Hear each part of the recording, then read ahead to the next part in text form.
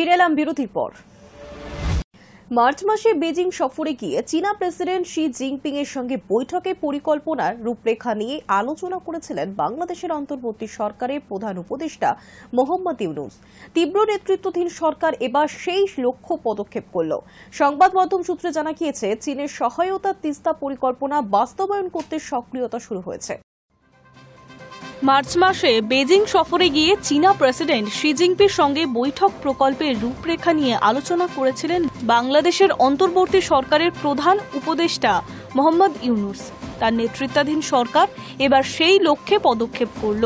সে দেশের সংবাদ মাধ্যম সূত্রে খবর, চীনের সহায়তায় তিস্তা পরিকল্পনা বাস্তবায়ন করতে সক্রিয়তা শুরু হয়েছে।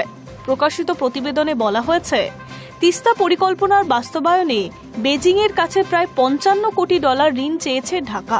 সেই বিষয়ে ইতিবাচক ইঙ্গিতও মিলেছে। বাংলাদেশের বিদেশ সচিব আসাদ আলম সিয়ামের সঙ্গে আলোচনায় ঢাকায় চীনের রাষ্ট্রদূত ইয়াও ওয়েন জানান, আগামী কয়েক মাসের মধ্যে সরেজমিনে তিস্তা প্রকল্পের যাচাইয়ের জন্য বাংলাদেশে আসছে চীনের একটি কারিগরি বিশেষজ্ঞ দল।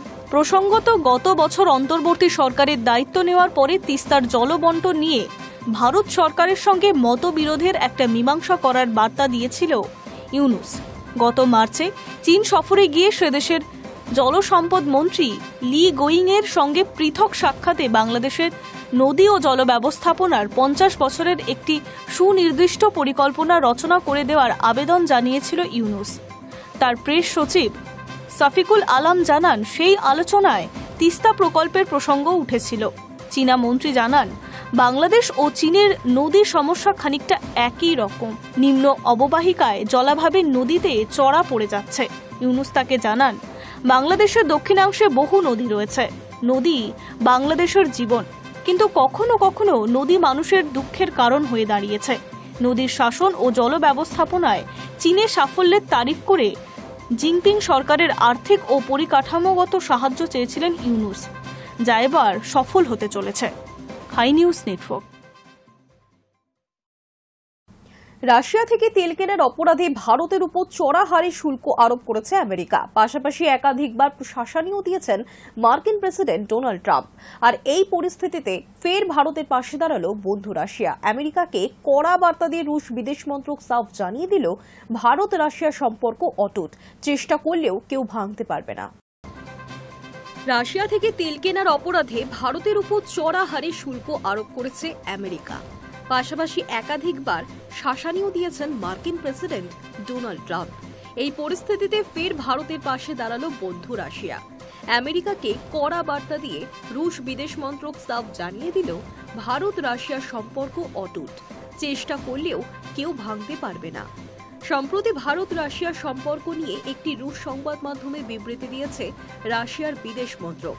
তারা জানিয়েছে, বহিরাগত হুমকি এবং সমালোচনার মুখে পড়লেও ভারত সর্বদা রাশিয়ার প্রতি প্রতিশ্রুতিবদ্ধ থাকবে। সত্যি বলতে অন্য কিছু কল্পনা করা কঠিন। দুই দেশের দীর্ঘস্থায়ী বন্ধুত্বের চেতনা এবং ঐতিহ্যকে সম্মান করে নয়াদিল্লি। মহাকাশ অভিযান, পারমাণবিক শক্তি, তেল অনুসন্ধান, সামরিক এবং অসামরিক সহ বিভিন্ন গুরুত্বপূর্ণ ক্ষেত্রে বর্তমানে ভারত এবং রাশিয়া যৌথভাবে কাজ করছে। উল্লেখ্য, ট্রাম্পের অন্যায্য দাবির কাছে মাথা নত না করায় বাণিজ্য চুক্তি সম্পন্ন হয়নি ভারত আমেরিকার। তার উপর রুশ তেল কেনায় ভারতের উপর রীতিমতো দাদাগিরি শুরু করেছে আমেরিকা। চাপানো হয়েছে 50% শুল্ক। বাণিজ্য চুক্তির কোনো অগ্রগতি না হলে শুল্ক নিয়ে ভারতের সঙ্গে কোনো আলোচনা করবেন না বলে জানিয়ে দিয়েছে হোয়াইট হাউস। তারই মাঝে নয়াদিল্লির সঙ্গে বন্ধুত্বের কথা বললেও আড়ালে বন্ধু দেশগুলির কাছে ট্রাম্প অনুরোধ করছেন, ভারতের উপর যেন 100% পর্যন্ত শুল্ক চাপানো হয়। এই পরিস্থিতিতে ফের ভারতের পাশে দাঁড়িয়ে মার্কিন প্রেসিডেন্টকে কড়া বার্তা দিল রাশিয়া। Hi news network.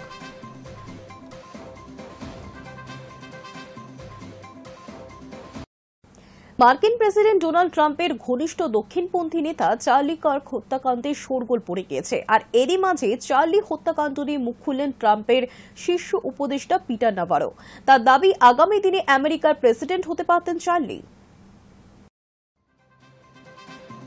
মার্কিন প্রেসিডেন্ট ডোনাল্ড ট্রাম্পের ঘনিষ্ঠ দক্ষিণপন্থী নেতা চার্লি কার্ক হত্যাকাণ্ডে শোরগোল পড়ে গিয়েছে।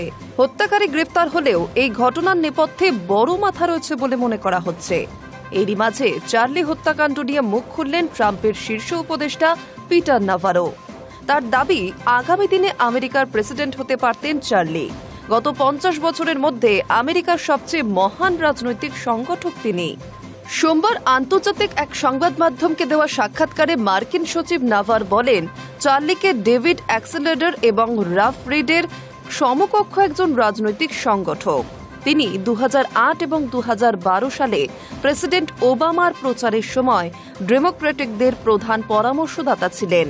রাল্ফ রিড 1990-এর দশকে স্টুডেন্ট ফর আমেরিকা গোষ্ঠীর প্রধান মুখ ছিলেন। একই সঙ্গে নাভারো বলেন, আমি মনে করি আমেরিকার প্রেসিডেন্ট হতে পারতেন চার্লি। গত 50 বছরের মধ্যে আমেরিকার সবচেয়ে বড় রাজনৈতিক সংগঠক চার্লিকে একজন ঐতিহাসিক ব্যক্তি হিসেবে আমাদের স্মরণ করা উচিত। উল্লেখ্য, গত বুধবার 10 সেপ্টেম্বর আমেরিকার উটার একটি বিশ্ববিদ্যালয়ে বক্তব্য রাখছিলেন চার্লি। সেই সময় অনুষ্ঠান চলাকালীন ক্যাম্পাসের ছাদ থেকে তাকে লক্ষ্য করে পরপর গুলি ছুড়ে আততায়ী। ঘটনাস্থলে মৃত্যু হয় তার। এই হত্যাকাণ্ডে 22 বছর বয়সী যুবক টাইলার রবিনসনকে গ্রেফতারও করা হয়েছে। তবে তার উদ্দেশ্য এখনো স্পষ্ট নয়। পুলিশ জানিয়েছে যে রবিনসন কার্কের অতি ডানপন্থী রাজনৈতিক দৃষ্টিভঙ্গিকে ঘৃণা করতেন তিনি। যদিও খুনের নেপথ্যে বড় মাথা রয়েছে বলেও অনুমান তদন্তকারীদের। উল্লেখ্য, ট্রাম্পের অন্যতম সহযোগী ছিলেন বছর 31-এর কার্ক। আমেরিকার তরুণ ভোটারদের রিপাবলিকান পার্টির দিকে আকৃষ্ট করার ক্ষেত্রে বড় ভূমিকা পালন করেছিলেন। ডোনাল্ড ট্রাম্প কার্ককে তার সবচেয়ে ঘনিষ্ঠ সহযোগীদের একজন বলেও মনে করতেন। ট্রাম্প এই হত্যাকাণ্ডের জন্য উগ্র বামপন্থীদের দায়ী করেছেন। তিনি বলেছেন, কার্ক সত্য এবং স্বাধীনতার জন্য শহীদ হয়েছেন। ট্রাম্প সরকার চার্লি কার্ককে আমেরিকার সবচেয়ে বড় অসামরিক সম্মান প্রেসিডেন্সিয়াল মেডেল অফ ফ্রিডম দেওয়ার ঘোষণা করেছেন। Hi news network. মাসখানেক আগে বলি অভিনেত্রী ক্যাটরিনা কাইফের মা হওয়ার খবরে জল্পনা চলছিল, যদিও সেই নিয়ে কিছুই বলেননি অভিনেত্রী। তবে এবার জানা যাচ্ছে কোনো জল্পনা নয়, সত্যি মা হচ্ছেন ক্যাটরিনা। কবে আসছে ভিকি ক্যাটরিনার প্রথম সন্তান? পরনে সাদা ঢিলে ঢালা কোয়ার্ড সেট, টাইট করে বাঁধা পনিটেল, মেকআপে লেশ মাত্র নেই, মাস্কে ঢাকা মুখ, ধীর গতিতে অতি সন্তর্পণে বোটে সিঁড়ি বেয়ে উঠছেন ক্যাটরিনা কাইফ। আর বোটে ওঠা পর্যন্ত রাস্তায় স্ত্রীকে আগলে রেখেছেন ভিকি কৌশল। গত জুলাই মাসে তারকা দম্পতির এহেন ক্যামেরাবন্দি দৃশ্য ক্যাটরিনার মা হওয়ার গুঞ্জনকে উস্কে দিয়েছিল। মাস দুয়েক যেতে না যেতেই এবার সেই জল্পনা যজ্ঞে ঘৃতাহুতি পড়ল কৌশল পরিবারের ঘনিষ্ঠ জনৈকের মন্তব্য। খবর, প্রথম সন্তানের অপেক্ষায় ক্যাটরিনা কাইফ এবং ভিকি কৌশল। আর মাত্র মাস দেড়েকের অপেক্ষা, তারপরই কৌশল পরিবারের নতুন সদস্য আসছে। কৌশল পরিবারের ঘনিষ্ঠ সূত্র মারফত জানা গিয়েছে, চলতি বছর অক্টোবর মাসের শেষের দিকে কিংবা নভেম্বরের মাসের গোড়ার দিকে সন্তানের জন্ম দিতে চলেছেন ক্যাটরিনা কাইফ। যদিও তারকা দম্পতির তরফে আনুষ্ঠানিকভাবে এখনো পর্যন্ত কিছু জানানো হয়নি, তবে ভিকি ক্যাটরিনার বিয়ের প্রসঙ্গ টেনে এক পক্ষের মত, এবারও কাকপক্ষীদের টের পেতে দেননি তারা। কিন্তু ছবি শিকারীদের ক্যামেরাকে ফাঁকি দেওয়া কি এতই সহজ? গত জুলাই মাসে ভিকি ক্যাটরিনার আলিবাগে ছুটি কাটাতে যাওয়ার আগে যে দৃশ্য লেন্সবন্দি করেছিলেন তারা, সেই সময়ই অভিনেত্রীর মা হওয়ার জল্পনা তুঙ্গে ওঠে। উপরন্তু মাসখানেক ধরেই লাইমলাইট ক্যামেরার অন্তরালে রয়েছেন ক্যাটরিনা কাইফ। শাশুড়ির সঙ্গে মহাকুম্ভে পূর্ণ স্নানের পর তাকে আর দেখা যায়নি। অন্তঃসত্ত্বা হওয়ার কারণেই কি জনসমক্ষে কম আসছেন অভিনেত্রী? কৌতূহল সর্বত্রই। ভিকি ক্যাটরিনার সংসারে কবে আসছে প্রথম সন্তান? বলিউড মাধ্যম সূত্রে খবর, এবারের বড়দিনটা খুদে কৌশলকে সঙ্গে নিয়েই কাটাবেন তারকা দম্পতি।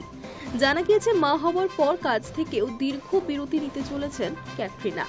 যদিও বিয়ের পর সিনেমা নির্বাচনের ক্ষেত্রেও অনেকটা সচেতন হয়ে উঠেছেন তিনি। পর্দাতেও তাকে তুলনামূলক কম দেখা যায়। এবার খবর কৌশলদের বৌমা ক্যাট সুন্দরী আপাতত মাতৃত্বের ইনিংসকেই উপভোগ করতে চান। প্রসঙ্গত রণবীর দীপিকা হোক কিংবা রণবীর আলিয়া থেকে বরুণ নাতাশা, বলিউডের বর্তমান প্রজন্মের তারকা দম্পতিদের প্রায় সকলেই মা বাবা হিসেবে জীবনে নতুন ইনিংস উপভোগ করেছেন। সেই প্রেক্ষিতে ভিকি ক্যাটরিনার অনুরাগীদেরও প্রত্যাশা বেড়েছিল। তাদের আবদার ছিল মিষ্টি সেলেব দম্পতির সংসারে এবার খুদে অতিথি আসুক।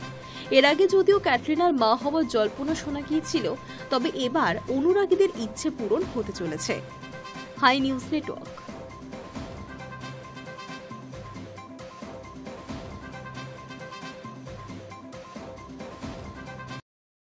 নিউজ টুডে এখনকার মতো এই পর্যন্তই। দেখতে থাকুন হাই নিউজ, নির্ভীক নিরপেক্ষ।